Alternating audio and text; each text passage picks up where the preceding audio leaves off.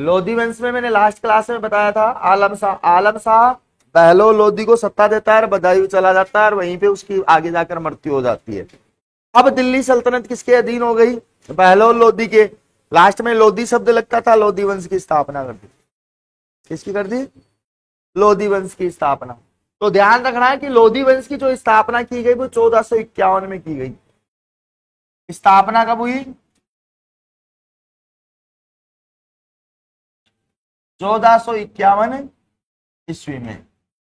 किसके द्वारा की गई? बहलोल लोधी ने की। जैसे कि उसका पहले बस पढ़ चुके हैं, आलम शाह इसको गद्दी पकड़ाता है और स्वयं बदायूं चला जाता है, तो दिल्ली सल्तनत पे लोधी वंश आ जाता है। तो इसी से हम पहला पढ़ेंगे बहलोल लोधी। कौन आएगा? बहलोल लोधी।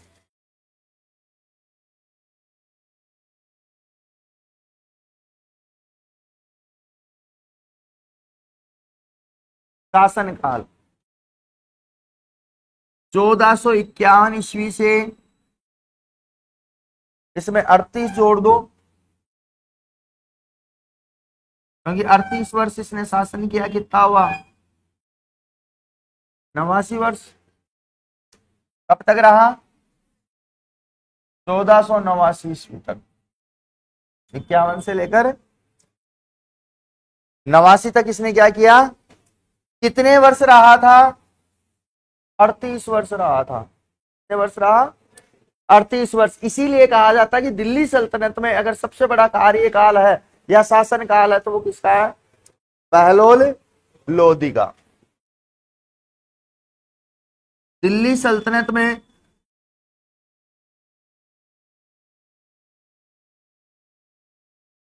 सर्वाधिक शासनकाल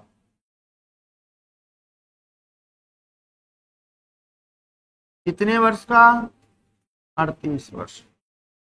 ध्यान रहेगी बात। इसके अलावा प्रथम अफगान साम्राज्य का संस्थापक भी बोला गया।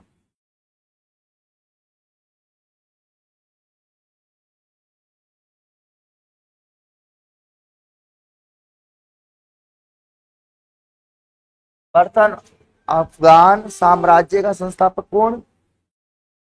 फिर बाद में आता है तो वो आता है शेर शाह सूरी, जो दोबारा से अफगान साम्राज्य को स्थापित करता। क्यों? क्योंकि ये भी अफगानी था और शेर शाह सूरी भी अफगान का था। इसके अलावा ध्यान रखना है कि गिल जाई जाति का बताया गया। इससे कौन सी जाति क्या है इसकी? गिल जाई जाति का है।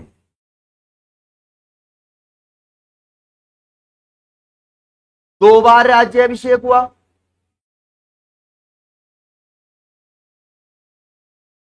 जहां जहां मैंने ये बताया कि शासक का 2 बार राज्याभिषेक हुआ, ध्यान रखना। क्वेश्चन बनता है कैसे कि निम्नलिखित में से किस शासक का राज्याभिषेक 2 बार नहीं हुआ? तो एक बंदा मिलेगा उस ऑप्शन में जिसका 2 बार नहीं होगा और बाकी 3 जिनके 2-2 बार होंगे। तो ऐसे लॉजिकल क्वेश्चन भी पकड़ना सीख जाओ अभी से। तो 2 बार राज्याभिषेक किया गया था इसका।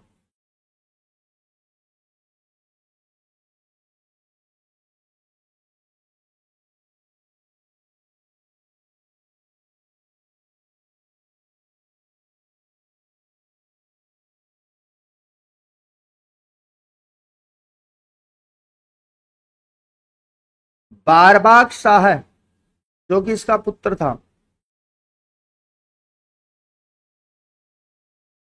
को अपना उत्तराधिकारी बनाना चाहता था मैं।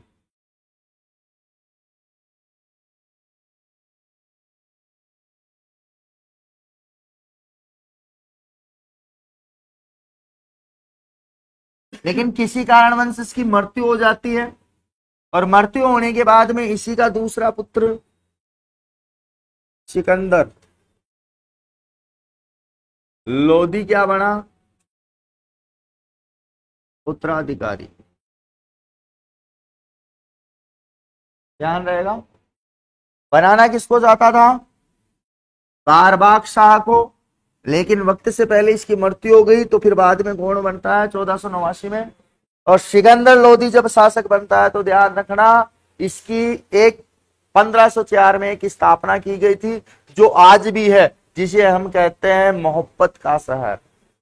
बताओ, प्यार का शहर है आगरा ही है। क्या है? आगरा।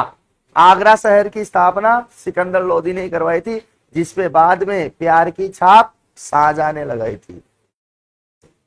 तो लिख लेना इसको, इसके बाद में लेंगे सिकंदर लोदी।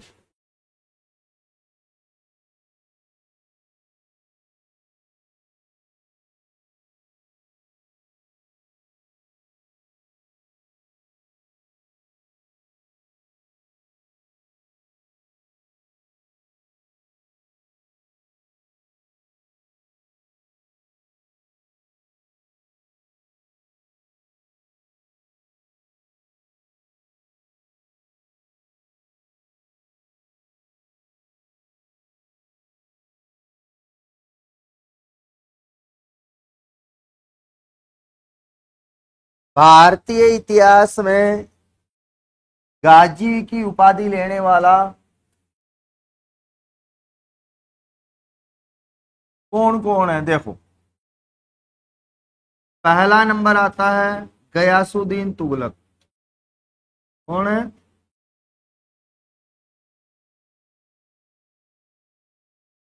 दूसरा बहलोल लोदी।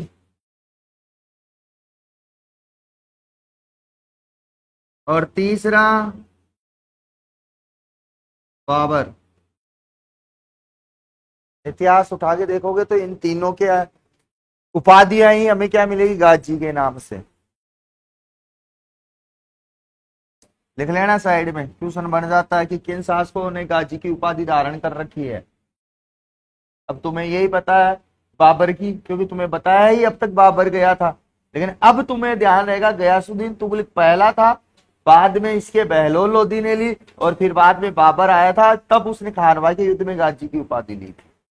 तो तीन उपाधियां हैं गाजी के नाम से। अब आगे लेंगे हम सिकंदर लोदी।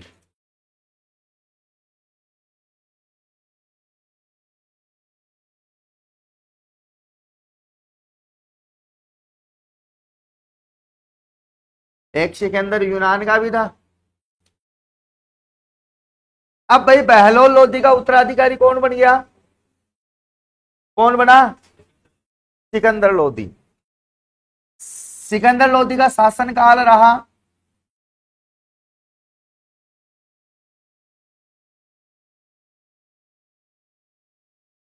1489 से 1517 ईस्वी तक। देखो, 1517 ईस्वी में ही गले की बीमारी के कारण, ध्यान रखना ये चीज, जहां इंपोर्टेंट है वहीं लिखा रहा हूं मैं स्पेशल, बाकी मृत्यु तो मैं बता ही नहीं रहा आपको। गले की बीमारी के कारण मृत्यु हुई थी इसकी।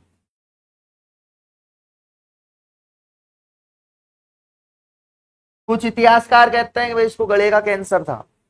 क्या था? गले का कैंसर था, जिसकी वजह से 1517 ईस्वी में इसकी क्या हो गई? मृत्यु। तो शासनकाल कब से शुरू किया? 1400। और खत्म कब हुआ? कैसे? गले की बीमारी के कारण। आगे देखो, इसने अपने शासनकाल में एक बहुत अच्छा कार्य किया जो आज भी याद किया जाता है। 1504 ईस्वी में आगरा शहर को बसाया था।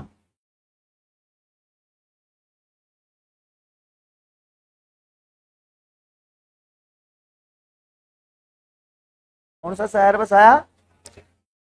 अब 1506 तक तो दिल्ली रही राजधानी इसकी, अधिकतर दिल्ली सल्तनत वालों की दिल्ली थी, लेकिन इसने 1506 में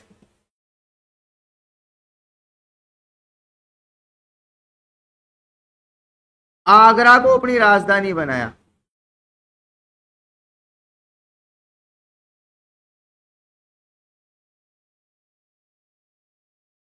अब ध्यान रखना कि जैसे ही लोधी वंश खत्म होता है और मुगल आता है, तो मुगलों में भी आप पाओगे या तो उनकी राजधानी दिल्ली रही या फिर आगरा रही, या तो दिल्ली या आगरा। और आगरा को बसाने का काम किसने किया? सिकंदर लोधी ने 1504 में, और 1506 में इसको अपनी क्या बना लिया? राजधानी बना लिया। अब भाई यहां आ गया, यहीं रह रहा है, और यहां रहते हुए इसने कई कार्य किए। मोहर्रम पर ताजिया निकालना बंद करवा दिया इसे।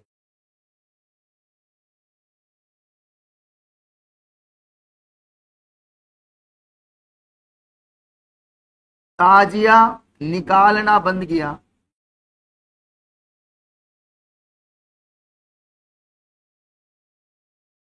अब मेरा एक क्वेश्चन आप लोगों से है कि भाई वह कौन सा शासक था जिसने महिलाओं के दरगाह पर जाने पर पाबंदी लगा दी थी?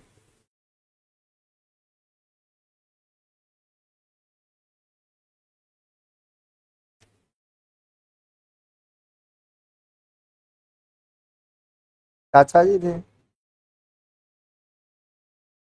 अरे कौन था?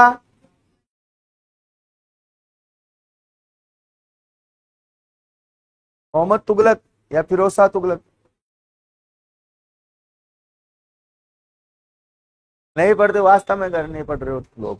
देखो, मोहर्रम पर ताजिया निकालना किसने बंद करवाया? सिकंदर लोदी ने। अब भाई मुसलमानों पे ये कहर बरपाया, तो हिंदुओं को भी नहीं छोड़ा। हिंदुओं को कहा गंगा और यमुना में बैठाओ, ना होगे नहीं तुम अब। तो गंगा यमुना में स्नान करना बंद करवा दिया।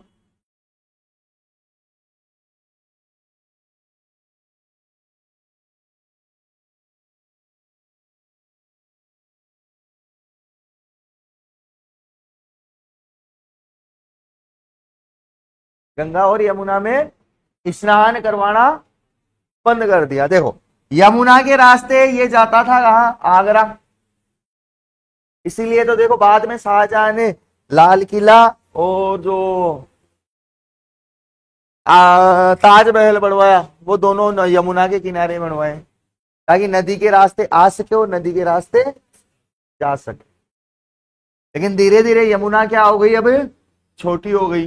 पहले लाल किले के पास से बहती थी, लाल किले को टच करते हुए बहती थी पहले। लेकिन अब जैसे जैसे जनसंख्या बढ़ाई हमने हिंदुस्तानियों ने, वैसे वैसे नदी सिकुड़ती गई और नाला सा बन गया। आज आगे, अब जब ये आगरा में था, तो आगरा के पास में पड़ता मथुरा, और मथुरा में एक मंदिर था ज्वालामुखी मंदिर। कौन सा मंदिर? उस ज्वालामुखी मंदिर को तुड़वाया था इसने। तो मथुरा के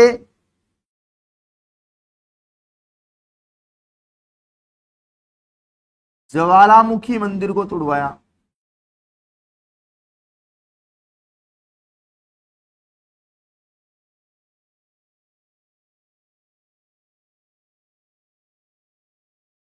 तो मेरा एक क्वेश्चन फिर से है कि भारत में सबसे पहले हिंदू मंदिरों को तोड़ने के लिए कार्य किया, उसको हमने बुद्ध शिखर नाम दिया था, वो किस शासक को दिया था?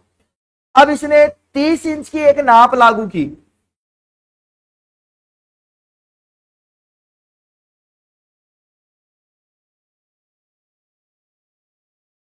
पटवारी वाले ध्यान रखना भाई, पटवारी में पूछ लेता है कई बार। 30 इंच में पता नहीं उस समय क्या था, आज तो हम क्या बोलते हैं 12 इंच में 1 फुट होती है। उस समय जो इसने नाम दिया वो था गज ए सिकंदरी। क्या नाम दिया? गज ए सिकंदरी के नाम से, जिसमें कितनी इंच होती है? 30 इंच। जबकि वर्तमान में 12 इंच को क्या बोलते हैं हमें? 1 फुट। गज ये होती है, इसमें 13 इंच होती है क्या? गज ये होती है, फिर यहां तक गज ये होती है, मीटर यहां तक जाता है। इस कंधे से इधर चले जाओगे मीटर हो जाएगा, और यहां तक हो गज। तो इसमें गज में देखो, देखा एक दिन नाप के देखना कि 30 इंच आ रही है क्या। वो फिर बाद की बात है, लेकिन अपने को तो 30 इंच का देखना है ना। अब तू तो ये कहेगा कि सर 1 इंच ये होती है, लेकिन मैं तो 1 इंच इसको कहता हूं। 1 इंच में डिफरेंस इतना ही होता है, 1 इंच 2 इंच। अब तू एक यहां लिख के 2 यहां लिख दे तो वो तेरे हिसाब से इंच हो गया, समझ गया। आगे देखो, तो गज ए सिकंदरी किस शासक के द्वारा लागू की गई? सिकंदर लोदी के द्वारा।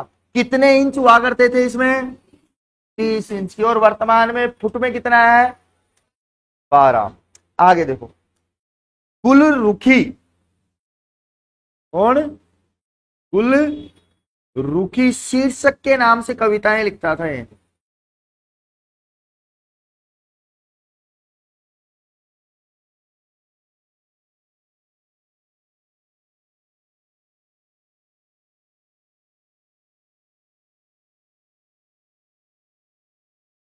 गुलरुखी शीर्षक के नाम से किस शासक के द्वारा कविताओं की रचना की गई? सिकंदर लोदी। देखो, इनको आप क्वेश्चन मानो और ऊपर वाले को आंसर मानो, जो मेन पॉइंट है आपका। इसके अलावा इसी के समय और भी कई घटनाएं हुई, जैसे मैं एक घटना और लेता हूं कि भाई इसका जो मकबरा बना मृत्यु के समय, वो बना दिल्ली में। 1517 में क्या हो गई? मृत्यु। और मृत्यु के बाद में इसका मकबरा बनाया गया दिल्ली में। देखो, दिल्ली में कभी जाना आप पुरानी दिल्ली वाले क्षेत्र में, वहां पे जगह जगह आपको मकबरे मिलेंगे, समाधियां मिलेगी, कब्रें मिलेगी। और उन कब्रों के आसपास का माहौल देखना कैसा है। देखो,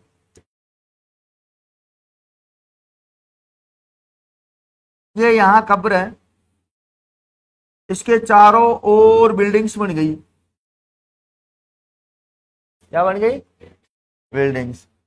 अब ये बिल्डिंग वाले कचरा फेंकते कहाँ हैं? दिल्ली में कचरा कहाँ फेंकते हैं दिल्ली वाले? खाली प्लॉट में। क्योंकि मैं भी किशनगंज में रहा था, मैं खाली प्लॉट देखता था 12 बजे बाद में, वहीं फेंक के आता था, क्योंकि कैमरे लगे हैं दिल्ली में जगह जगह। अब ऐसे बिल्डिंग है, इसके बीच में क्या है? ये मकबरा। चाहे आप रजिया सुल्तान का देखो, चाहे उसके पिता का देखो, और भी कई मकबरे हैं, सारे मकबरों की यही हालत है। जबकि ये सारे के सारे क्या है? हिस्टोरिकल पैलेस है। क्या है? जिस प्रकार से ताजमहल में जाते हैं, तो ताजमहल भी एक महल नहीं है, मकबरा ही है। लेकिन वो प्रसिद्ध हो गया, ये प्रसिद्ध नहीं हुई। और ऐसा ही कुछ हाल यहां पे इनका है। वैसे ही पाकिस्तान में जाओगे तो पाकिस्तान में भारतीय लोगों की जो पुरानी इमारतें थी, वो आज खंडर है। क्योंकि गवर्नमेंट अपना हेरिटेज तो मानती नहीं, वो अपने पर्सनली रूप से मानती है कि भैया हमारी चीज नहीं है, खराब होने दो। तो अधिकतर जो मकबरे हैं वो कहां पे हैं? दिल्ली। और दिल्ली के बाद में अगर दूसरा नाम आता है तो वो आता है उत्तर प्रदेश। कहां पे आता है? उत्तर प्रदेश में। अब जैसे इसकी मृत्यु हुई, तो मृत्यु होने के बाद में सिकंदर लोदी का उत्तराधिकारी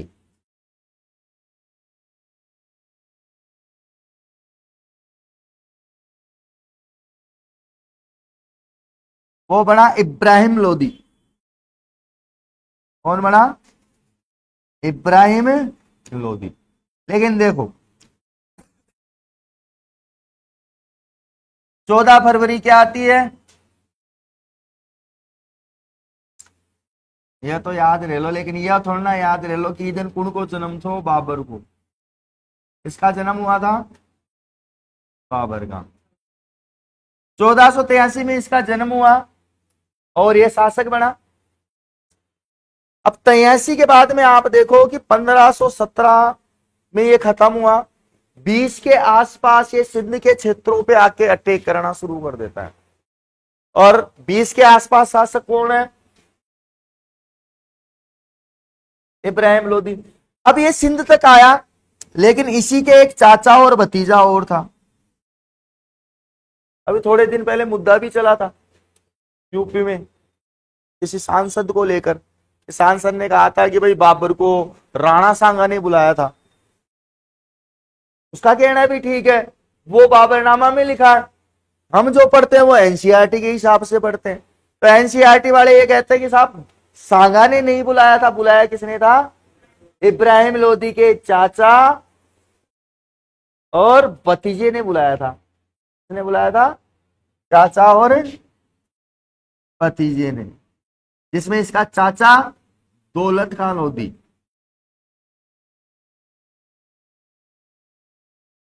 और इधर आसफ खान लोदी,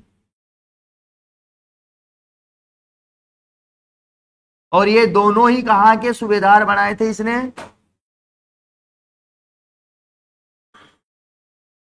गुजरात। कहां के थे? गुजरात के सूबेदार। अब यहां से इब्राहिम लोदी का शासनकाल शुरू हो जाता है। इसका शासनकाल रहा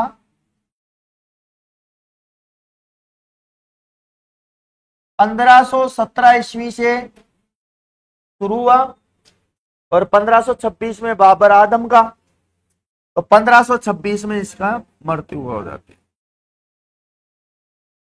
1517 से लेकर 26 तक क्या किया इसने? शासन किया। देखो जब ये शासक बना उस समय सिंध पे आक्रमण हुआ, सिंध तक आ चुका था बाबर, जो कि परगना अफगानिस्तान का शासक था। कहां का है? तो मेरा एक क्वेश्चन और है कि अफगानिस्तान भारत से कब अलग हुआ? हम कहते ना ये बाहर से आया, अरे भैया बाहर से कहां आया? अफगानिस्तान तो इंडिया में था जब ये आया, तो विदेशी कहां हुआ? नहीं हुआ ना, नहीं हुआ। इंडिया का हिस्सा था, यूनान तक बॉर्डर लगती थी चंद्रगुप्त मौर्य के समय, तो ये सारे लोग अपने इंडिया में ही आते थे। तो बाद में धीरे धीरे धीरे धीरे अलग हुए। तो इसीलिए मैं आपसे पूछ रहा हूं कि अफगानिस्तान कब भारत से अलग हुआ है? 19वीं सदी में। 19वीं सदी चली रही थी, मान लिया, ठीक है। सन कौन सी थी? 1837 के आसपास। जबकि म्यांमार जो है वो अपने से 1935 में अलग हुआ है, और पाकिस्तान जो अलग हुआ था वो 1947 में हुआ था। तो सब धीरे धीरे धीरे वक्त के साथ क्या हो गए? अलग होते गए हैं। तो इधर कौन? अफगानिस्तान। और इधर देखो इसी के समय मेवाड़ में शासक है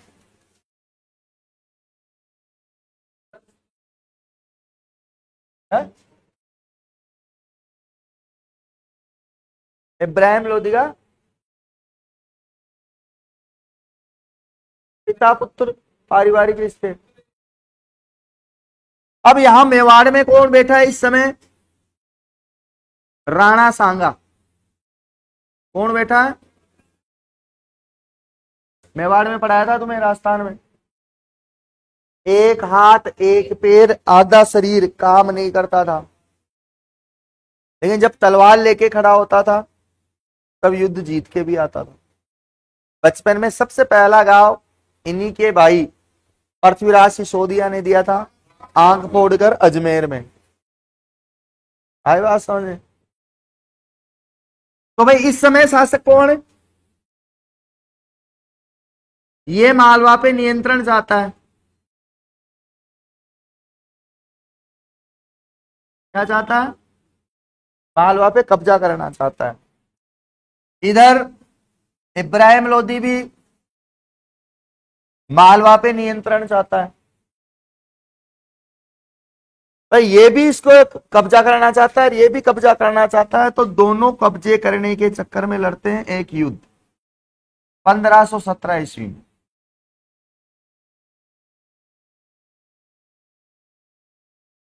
1517 में एक युद्ध लड़ते हैं, खातौली का युद्ध। खातौली का, खातौली पड़ती है बूंदी में। और इस युद्ध में सांगा की क्या हुई? विजय। सांगा क्या हो गया इसमें? अब पहले के टाइम क्या था कि कोई ने अगर युद्ध हरा दिया तो या तो युद्ध में मर जाए तो ठीक है, अगर जिंदा रह गया तो फिर बदले की भावना रहती थी। ऐसा ही कुछ इब्राहिम लोदी का था। तो खातोली युद्ध का बदला लेने के लिए, बदला लेने के लिए इब्राहिम लोदी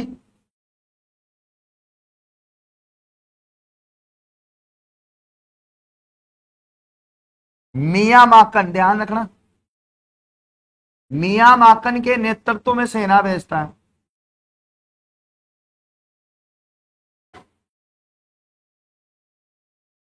क्या भेजी? सेना। अब की बार मियां माकन सेना लेके आता है 1518 ईस्वी में, और युद्ध लड़ा जाता है बांडी या धौलपुर का युद्ध। बांडी का युद्ध इसलिए बोलते हैं कि बांडी नदी के किनारे लड़ा गया, और धौलपुर का युद्ध इसलिए बोलते हैं कि धौलपुर में लड़ा गया। तो बांडी या धौलपुर का युद्ध।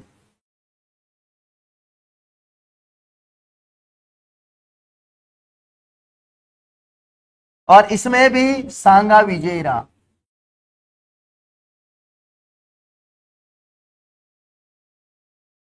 अब भाई परेशान होके लास्ट में 1518 ईस्वी में ही इब्राहिम लोदी खुद सेना लेके आता है, और अब की बार युद्ध लड़ा जाता है गागरोन का युद्ध।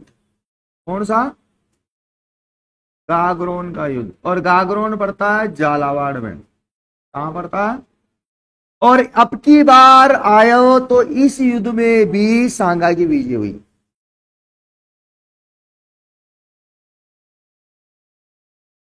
मतलब 3 युद्ध लड़े इब्राहिम लोदी ने सांगा के साथ में, और तीनों में सांगा विजयी रहा। अब बार बार हार रहा है ये। तो इधर मैंने आपको नाम बताए अभी इसके रिश्तेदार, दौलत खान लोदी और आसफ खान लोदी। ये देखते हैं कि भाई इब्राहिम लोदी कमजोर हो चुका है सांगा के मुकाबले, और ये दोनों दिल्ली सल्तनत पर कब्जा भी करना चाहते थे, मतलब स्वयं राजपाट लेना चाहते थे अपने हाथ में। तो ये क्या करते हैं, जब सिंध के आसपास कौन आ जाता है, परगना अफगानिस्तान का शासक बाबर, तो ये एक लव लेटर लिखते हैं किसको? बाबर। और कहते हैं कि देख बाबर, तेरा काम है लूटना, हमारा भी एक छोटा सा काम कर, हिंदुस्तान पे अटैक कर, दिल्ली पे अटैक कर, और दिल्ली के शासक इब्राहिम लोदी को हटा दे। तू कहेगा ना वो जो सब कुछ दे देंगे तेरे को, तू कहेगा ना जो सब कुछ दे देंगे कि ठीक है भाई मैं आक्रमण करूंगा। अब भाई आक्रमण करता है ये बाबर 1526 ईस्वी में, और युद्ध लड़ा जाता है पानीपत का प्रथम युद्ध, और युद्ध होता है हरियाणा, पानीपत का प्रथम युद्ध। और हरियाणा में ये युद्ध लड़ा जाता है जिसमें एक तरफ बाबर और एक तरफ इब्राहिम लोदी बैठा है, और इसके चाचा और भतीजे बाबर के साथ ही खड़े हैं। आसफ खान लोदी और दौलत खान लोदी दोनों बाबर के साथ में खड़े हैं। और बाबर जब दिल्ली की तरफ जाने लगता है तो हरियाणा में आकर ये सेना लेकर खड़ा हो जाता है पानीपत के मैदान में, और यहाँ पे भयंकर युद्ध होता है। और कहा जाता है कि हिंदुस्तान में पहली बार पटाखे फोड़ने का जो काम किया था वो बाबर ने किया था। मतलब कि पहली बार भारत में तोपों का प्रयोग करने वाला शासक कौन था? बाबर। और इस युद्ध में विजय किसकी हुई? अब बाबर की विजय हो गई तो कुछ इतिहासकार कहते हैं, जिसको मुद्दा लेकर अभी यूपी में भी बना था कि सांगा ने बुलाया था। तो देखो इसके कई अलग अलग बातें हैं, जिसमें मैं एक बात तो लेता हूं राणा सांगा की, और एक बात लेता हूं अपने हसन खां मेवाती की। जो हसन खां मेवाती था, हसन खां मेवाती, सांगा के समय हसन खां मेवाती था मेवात प्रदेश का। देखो कहते हैं कि जब बाबर हिंदुस्तान पे अटैक कर रहा था तब बाबर सांगा को भी पत्र लिखा था कि जब मैं दिल्ली पे अटैक करूं तो तू कहां पे, आगरा पे अटैक करना, और अगर नहीं करोगे तो फिर तुम्हें भुगतना पड़ेगा। कोई जवाब नहीं दिया, कोई जवाब नहीं दिया। अब इधर से 1526 में इसने अकेले आक्रमण किया और ये युद्ध जीता, और जीतने के बाद में 1526 में ही कहा चला गया, आगरा। कहां चला गया, और आगरा पे भी इसने अपना अधिकार कर लिया। और इस प्रकार से भारत में 1526 ईस्वी में मुगल साम्राज्य की स्थापना हुई। इसकी मुगल साम्राज्य की। अब बात करूं कि भाई दूसरा पत्र, दूसरी बात क्या थी, तो देखो मेवात का हसन खां मेवाती बताया जाता है जब खानवा का युद्ध हो रहा था, मतलब आगरा पे अटैक नहीं किया सांगा ने, नहीं किया। अब नहीं किया तो वापिस जब बाबर की सेना आगरा से लौट के आ रही थी तो भरतपुर में एक स्थान पड़ता है बयाना, बयाना दुर्ग पे अटैक करके उसको अपने कब्जे में ले लिया, और वो दुर्ग या अधिकार क्षेत्र आता था सांगा के पास में। तो सांगा को पता लगा, सांगा गया, अटैक किया बयाना के युद्ध में और वापस अपने अधिकार में ले लिया। अब इस युद्ध का बदला लेने के लिए 1 महीने बाद ही कहते हैं खानवा का युद्ध लड़ा गया। अब खानवा के युद्ध में भाई अब बाबर सेना लेके आया तो वो धीरे धीरे कम हो गई थी, तो इसे मदद चाहिए थी। तो मदद के लिए मेवात का शासक था हसन खां मेवाती, उसको भी पत्र लिखता है और उसे क्या कहता है और समझना, उसमें कहता है कि भाई कि हसन खां मेवाती तू भी मुसलमान मैं भी मुसलमान, तू भी इस्लाम को मानने वाला मैं भी इस्लाम को मानने वाला, लेकिन तू गैर धर्म के शासक सांगा का साथ क्यों दे रहा है। तो एक बड़ा अच्छा जवाब दिया हसन खां मेवाती। क्या कहता है, कुछ लोग कहते हैं ना पूरे मुसलमान, पूरे मुसलमान ऐसे नहीं है, पढ़ना है एक बार इतिहास, और बाद में भी बताऊंगा जब आप भारत विभाजन के बारे में भी पढ़ोगे। तो भाई कहा जाता है कि हसन खां मेवाती भी कहता है कि देख बात ऐसी है, तू भी मुसलमान माना मैं भी मुसलमान, तू भी इस्लाम को मानने वाला और मैं भी इस्लाम को मानने वाला, लेकिन मैं अपनी मातृभूमि के लिए लड़ने वाला मुसलमान, इसलिए मैं तेरा साथ नहीं दे सकता। और फिर बाद में 12,000 की सेना ले जाकर सांगा का साथ दिया था भरतपुर में खानवा के युद्ध में। आई समझ। और बात करूं भारत विभाजन के समय मेवातियों की, तो भारत विभाजन के समय कहा गया कि भाई जितने भी मुसलमान है वो सारे कहां चले जाओ, पाकिस्तान। ठीक है, अब मेवात वाले नहीं गए, गांधी जी गए, उस समय गांधी जी थे, गांधी जी गए, गांधी जी ने कहा कि भैया तुम्हें जो अलग से चाहिए था दे दिया ना, अब जाओ। तो उन मेवातियों ने कहा था कि हमारी मातृभूमि ये है, यहां हमने जन्म लिया है और हमें यहां से जाना होगा ना तो मरने के बाद ही जाएंगे, जीते जी तो नहीं जाएंगे। इसलिए आज भी मेवात में मुसलमान बसे, ये है हिंदुस्तान का मुसलमान, बाकी तो टेम्परेरी है, कचरा। बुरा मत मानना, जो रियल है उसकी बात कर रहा हूं। तो ध्यान रखना, इस प्रकार से बांडी के युद्ध में 3 युद्धों में हारा, और 3 युद्धों में हारने के बाद में किसमें हार गया, पानीपत में। पानीपत से सत्ता गई, सत्ता गई तो अब भाई सत्ता किसके पास आनी चाहिए थी, दौलत खा लोधी, रासप खा लोधी। बाबर सोचा ये साले ये रिश्तेदार जब इब्राहिम लोधी के ही नहीं हुए, जो तो उसके खास सगे हैं, तो मेरे कहां से होंगे, मारो सालो। क्या करो कि मारो, ऐसे रिश्तेदार भी नहीं चाहिए जो अपने ही रिश्तेदारों के नो, तो अपने तो कहां से होंगे, मारो। इनको भी मार दिया और गुजरात भी कब्जे में ले लिया, इनको भी मार दिया और गुजरात भी कब्जे में ले लिया। तो लोधी वंश क्या हो गया, और एक नया वंश चला कितने सालों तक, 600 सालों तक। कितने सालों तक, आए लूटने थे, आए लूटने थे, लेकिन यहां के लोगों के ऊपर मन आ गया और यहीं बस गए, और आज भी बसे हुए हैं। पूछा था अभी सुबह क्यों कि सर हम तो बाबर वाले हैं, मैं क्या मत देना, ऐसे बोला अगर हिंदुस्तान वाले हैं। अभी बीए के अंदर चला था कोई मैटर बौद्ध धर्म के बीच में कि सर हम पहले आए थे कि बौद्ध पहले आया था। मैं ये भैया तुम आए थे 711 के आसपास, और मुगल के हिसाब से देखोगे ना तो 1526 में आए थे, और बौद्ध ईसा पूर्व के पहले का। तब जाके कि हाँ ठीक है। तो ध्यान रहेगा, इस युद्ध के बाद पानीपत के युद्ध में इसको बंदी बना लेता है और इसको फिनिश, और फिनिश करके किस वंश की स्थापना की, आगरा और दिल्ली में, आगरा में दिल्ली में मुगल वंश की स्थापना। तो कल से क्या पढ़ेंगे, जयपुर वालों के फूफा जी।